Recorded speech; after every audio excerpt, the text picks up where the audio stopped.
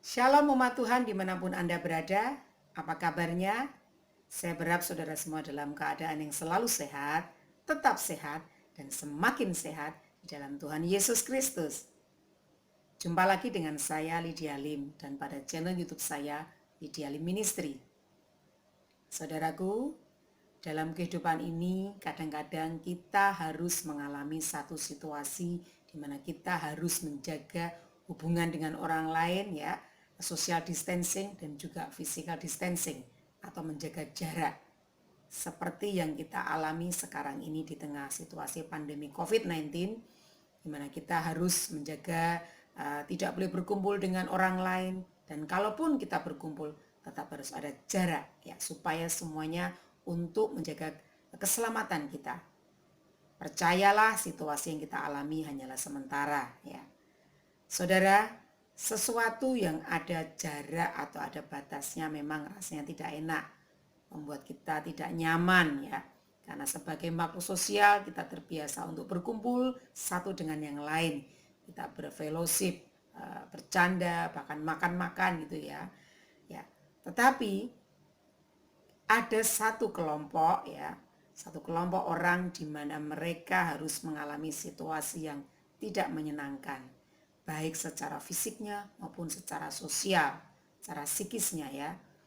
Mereka mengalami satu tekanan hidup, yaitu 10 orang penderita kusta. Nanti kita bisa baca kisahnya di dalam Lukas pasal 17 ayat 11 sampai 19. Mereka mengalami satu kehidupan yang diasingkan, dikucilkan, jauh dari keluarganya. Karena memang penderita kusta saat itu dianggap sebagai satu sakit kutukan, orang berdosa, ya, menjijikan, menular, sehingga hidup mereka harus diasingkan jauh-jauh dari orang lain. Tentunya situasi ini sangat tidak mengenakan. Orang bisa saja stres mati karena memikirkan sakit penyakitnya ya. Bayangkan saudara ya, saudara berada dalam satu rumah dengan 10 orang yang sakitnya sama, ya sakit kusta.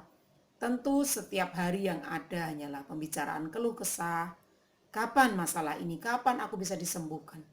Pasti hari-hari seperti itu. Dan itu akan membuat satu sama lain stres secara jiwanya.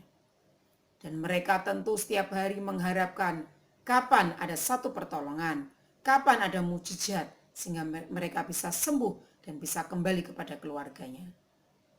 Saat yang dinantikan itu pun tibalah. Suatu hari Tuhan Yesus datang ke desanya. Dan 10 penderita kusta ini mendengar bahwa Tuhan Yesus adalah seorang yang berkuasa, ya, seorang yang sanggup menyembuhkan segala macam penyakit. Sehingga mereka pun datang untuk menemui Tuhan Yesus. Mereka berusaha dengan semangat mencari Tuhan Yesus. Walaupun mereka harus tetap jaga jarak, mereka berdiri dari jauh untuk mencari Yesus, untuk mencari kesembuhan dari Tuhan Yesus. Tapi mereka tetap setia menanti dan terus berusaha untuk mencari Yesus karena mengharapkan kesembuhan dari Tuhan Yesus. Mereka pun berteriak-teriak, Tuhan Yesus, Yesus, Rabi, Guru, tolong aku, berilah belas kasihan, sembuhkan aku.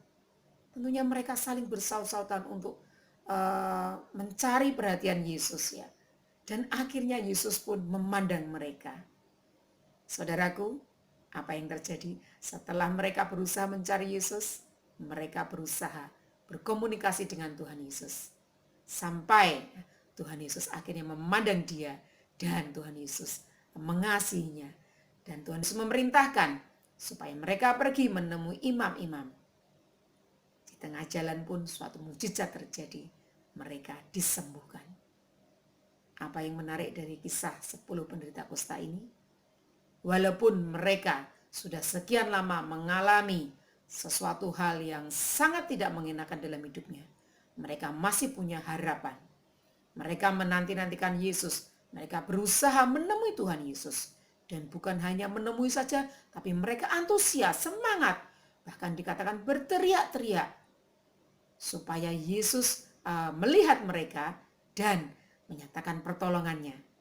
Dan akhirnya karena kasihnya, Tuhan Yesus menyembuhkan orang kusta itu. Tuhan Yesus adalah satu pribadi yang mengasihi siapapun manusia, sekalipun dianggap tidak layak, dianggap berdosa oleh manusia. Tetapi justru Tuhan Yesus mengasihi orang-orang berdosa. Yesus penuh kasih. Siapapun yang mau datang kepada Tuhan Yesus, mencari Tuhan Yesus, membangun hubungan dengan Tuhan Yesus, pasti Tuhan Yesus akan memulihkan apapun yang sedang dihadapi. Seperti halnya tadi 10 penderita kusta itu, akhirnya dia berusaha, dia tetap melakukan bagiannya, berusaha mencari Yesus, berteriak mencari Yesus, antusias, semangat, sampai akhirnya Tuhan Yesus menyembuhkannya. Semua adalah karena kasih Yesus. Saudaraku, saat ini pun mungkin kita sedang mengalami situasi yang tidak enak. Di tengah permasalahan sekarang ini, kita mungkin punya beban ya, seperti kusta-kusta yang lain dalam bentuk apapun itu. Mungkin dalam bentuk pekerjaan kita, perekonomian kita, masalah-masalah dalam keluarga kita, apapun itu. Saudara harus tetap semangat mencari Tuhan Yesus. Karena hanya dengan datang kepada Tuhan Yesus, mencari Tuhan Yesus, berteriak mencari Tuhan Yesus, membangun hubungan dengan Tuhan Yesus, maka saudara akan mendapatkan jawaban dari Tuhan Yesus. Dalam menghadapi masalah, jangan saudara coba-coba untuk menjaga jarak jauh dari Tuhan Yesus. Tetapi saudara harus semakin intim, semakin dekat dengan Tuhan Yesus. Saudara harus mencari kasih-Nya, sehingga hanya dengan kasih Yesus itu saja akan memulihkan apapun beban permasalahan dalam hidup ini. Mari saudaraku, seperti halnya penderita kusta tadi, dia tetap bersemangat di tengah kelemahan fisiknya, sakit penyakitnya, risiko sosial yang dihadapinya. Dia tetap berusaha mencari Yesus.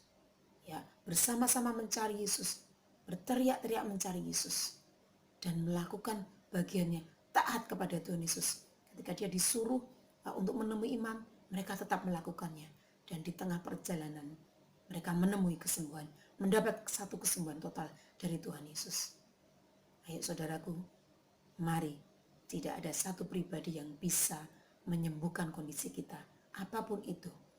Kondisi ekonomi kita, kondisi kesehatan kita, apapun itu, kita sedang membutuhkan Tuhan Yesus. Ayo kita cari Yesus, lebih dekat lagi, membangun hubungan dengan Tuhan Yesus, supaya kasih Yesus dinyatakan, dicurahkan pada kita, sehingga kita akan mengalami kemenangan.